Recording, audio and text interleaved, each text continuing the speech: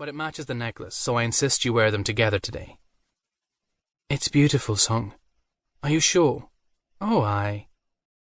Song's tinkling laugh made the space joyful. Elora gave her a hug. The pearls for the dress, though smaller, had been chosen to match the exact same tone and luster. The result was stunning. As oldest, Urs took the leadership role. Trini's got one more thing from us. She gestured to indicate the other 4 women.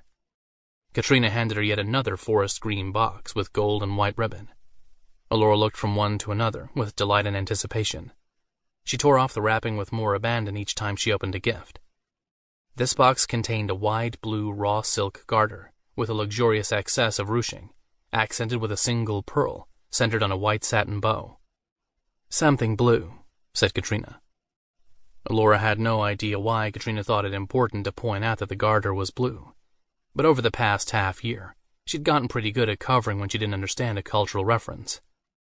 Elora thanked each of them individually, then pulled the garter on and up to the top of her white, thigh-high hose, while being modestly careful not to reveal that she was getting married without underwear.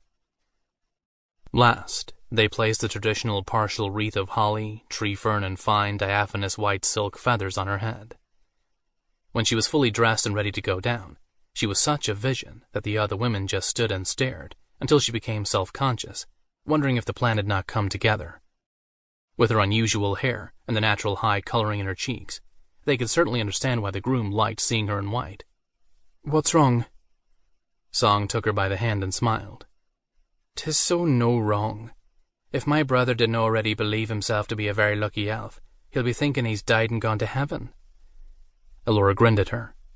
"Song, you are so like your brother." "Well, since 'tis rumored on good authority that you love him, I shall take it high praise." Elora squeezed her hand. "As you should." Urs answered a knock at the door. Right on time, the king's mother had sent a herald to fetch the bride. She handed her the rose. Katrina had stayed with her, sipping white wine while Song and the Norns raided the floral room. It was usually a large dining room, but was temporarily converted into a hub for arranging and distributing thousands of blooms. They'd spent an hour there, first searching and then arguing over which was the single most perfect flower. Elora had kept back a sprig of holly, which she tied together with the perfect rose, using the red ribbon Ram had brought her. She took a deep breath and looked at the others. "Here we go." Descending the stairs, they could hear the noise of music and many voices talking at once. The hall, more aptly called a thoroughfare, was deserted, except for the royal guard in dress uniform, posted every few feet for security watch, although it was a formality. The elfdom was populated by millions of citizens willing to die for the king.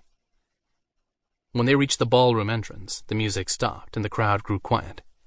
With one last encouraging look, the other woman went ahead of Elora, leaving her standing alone outside the entrance.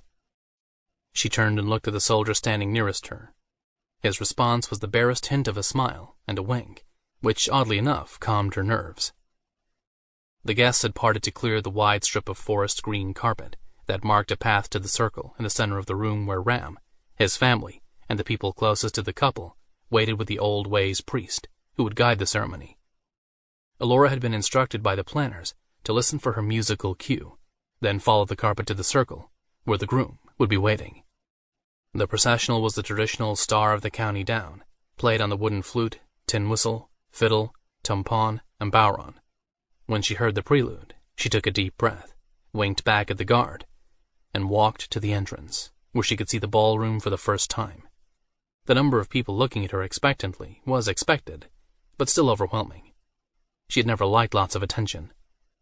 Her gaze flew straight to the end of the carpet, where stood an elf who challenged the bride for beauty, and in her opinion, won the contest without a fuss. Nonetheless, there was a collective sound of approval from the throng when she appeared in the doorway at the head of the carpet, a mixture of little gasps and murmured oohs and ahs. The groom had to swallow a lump, as he was thinking, "Exactly right, boogers, and ne'er will ye again see a creature so beguiling." Rammel was wearing the male version of her costume, white raw silk and a vest of tufted velvet, with matching pearls in the furrows. His sister had done a masterful job of braiding his hair behind his ears, and had pulled the rest into a catch at the nape of his neck. His smile and golden aura were in full bloom. Ram and Elora held each other's hands with crossed wrists, and repeated vows as the priest sealed their joining with the cord they had